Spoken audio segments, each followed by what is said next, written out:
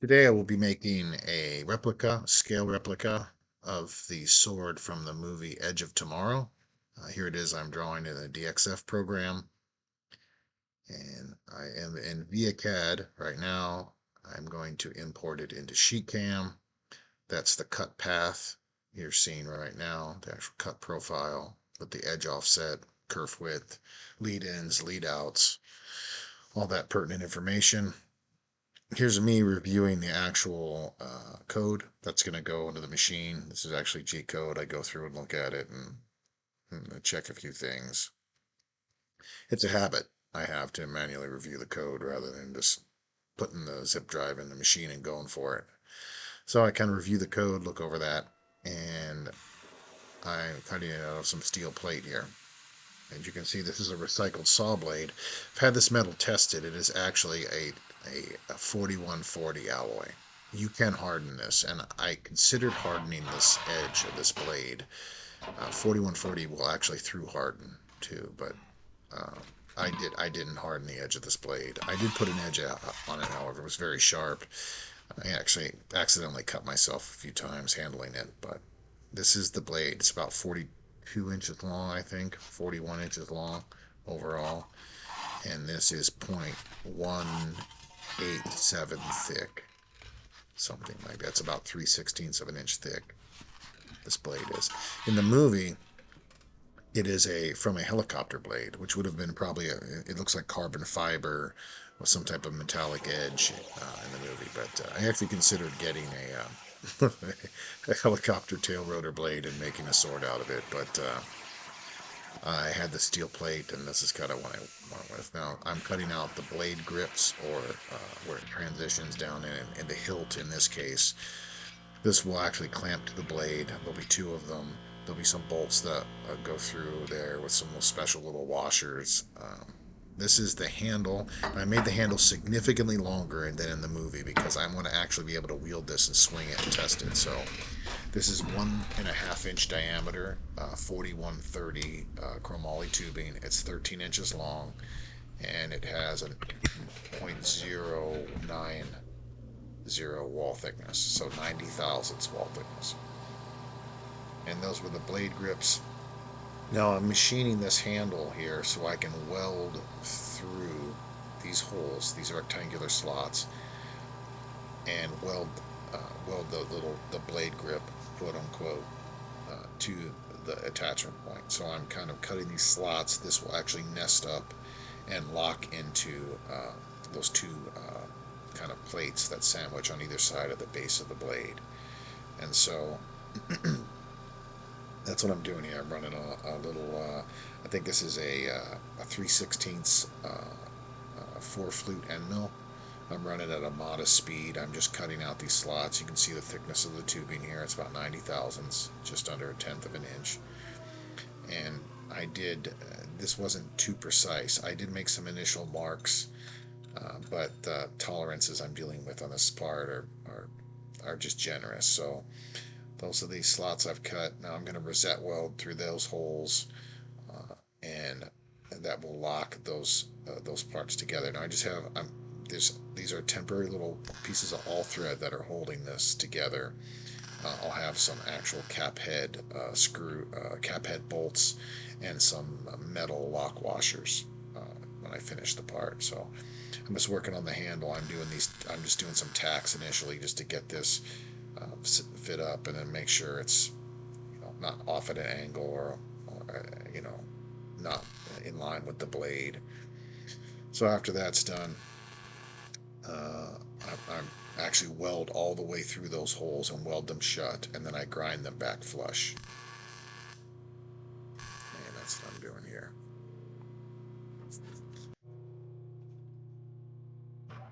Now, the pommel, I believe it's called. I was going to make this out of steel. It was just far too heavy. This sword was already heavy enough as it is, so I made the pommel out of aluminum. So I did like a three-stage. Here I am. I'm facing off. This is a piece of 2 inch diameter, 6061 aluminum. I face the end off, and then I'll use a parting tool to kind of mark how big I want this to be. I'm not going to part it off here. I just run this tool in just to kind of delineate the part. I will part it off later, but I part this off just to kind of index and kind of mark that.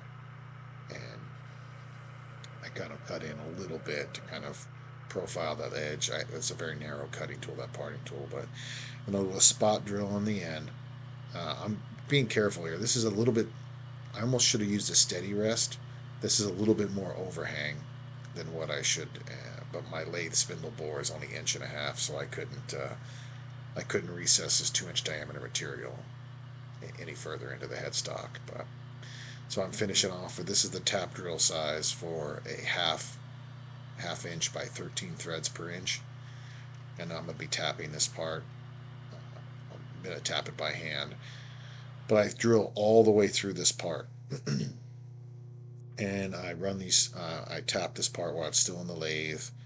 I go quarter turn, half a turn, back it out, quarter turn, half turn, back it out. Then I threaded this on a piece of all thread, which I mounted in the lathe, and then I cut the taper. So I cut it off of that piece of I cut that part off. I threaded it on the all thread, put that in the lathe, and then I machined this taper. And I can't remember how many degrees it was, but anyway, so that part's done. That piece of all thread is actually going to get cut off, and it'll stay on that part and thread into the handle. So here's the part after I finished cleaning off all the rust. I didn't get too crazy. This part's going to get painted black. The sword in the movie is black. Actually, most helicopter tail rotor blades are painted. Now in the movie, there's a little nameplate on there, and I kind of cheated on this, guys. I found a nameplate off of an old compressor tank. I ground it flush. I ground all the paint off and left the yellow in the lettering. Now I parkerized. This is some parkerizing solution, and I parkerized this nameplate to give it like a dull gray finish, and the yellow letters would kind of pop. And here's how it's kind of sitting after the parkerizing solution. That's where it's gonna be mounted on the blade. I parkerized this handle grip here. Now these came out much darker.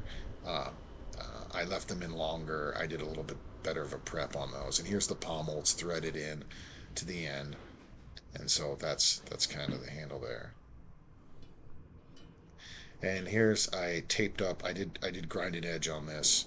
I used some paint, some flat enamel. I used a high performance enamels, it's called, but it's fairly durable paint, and I kind of want this to have some. I actually kind of antiqued it a little bit after I was done the paint cured. I wanted it to be worn a little bit, just like in the movie. It's a battle weapon. So here's some of the hilt details. I cut 2 of those parts out of that shape, and you'll see, if you see pictures of the sword or watch the movie, there's like a round ring and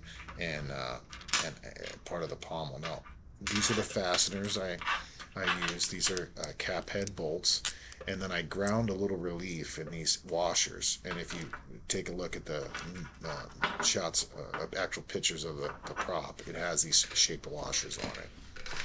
Now here's that hilt detail after I was done. I welded those parts together. I ground them flush. I ground the welds back after I had welded, and this is kind of what it looks like. This will get drilled and tapped into the handle. There'll be 2 1032 cap head bolts that are drilled and tapped into the tubing of the handle and secured in place. But that's what this looks like. And I put like a bronze finish on that part. But here's the parkerizing on the end of that. It's actually, it dulls a little bit initially. When you do parkerizing, it can look shiny, but this is dulled a little bit. There's the end cap where I drilled and threaded into the end of that. So here's some of the stenciling I'm doing. Now here's the first shots. You see the finished hilt. You see these metal lock washers, or metal lock nuts, the washers, the hilt detail, and I'm painting these stencils on. In the movie, the sword has these numbers stenciled on it. So this is it. This is the nameplate has been attached. You can see the metal lock nuts, the hilt detail. You can see the pommel there. And I left the handle shiny. This is what kind of looks like in the movie. I did weld little end caps and close that space there where it transitions into the handle. And You can see the bronze, almost gold coloring I did on the hilt, and the bolts. Those bolts go all the way and are threaded into that. And you can see it has a little. This actually was pretty sharp. I wasn't being too careful, and I actually cut a couple of my fingers handling this. But it is. You can swing it and use it. It's just a little. It's actually a fairly heavy weapon, but I made the handle much longer so you can use a two-handed grip on this. You need one hand would be next to impossible on this thing, but I've already done a bunch of chopping tests with this thing, and I actually went back and I tuned up the edge a little bit. This thing actually chops pretty well. It's pretty impressive. I have some videos of me here with my daughter, and we're chopping some things, but here you're going to see the detail. It came out really good. I almost wish I could have had it worn a little more. I'm looking for a little more wear on it. So I went and chopped a bunch of things to try and get a little bit of wear on this. So I'm chopping some wood with it. The thing actually chops pretty well. It chops pretty well. And yeah, here's some shots to give you some scale. Uh,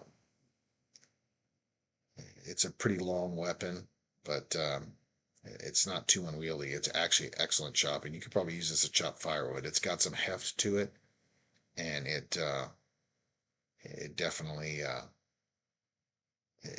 is an excellent chopping weapon.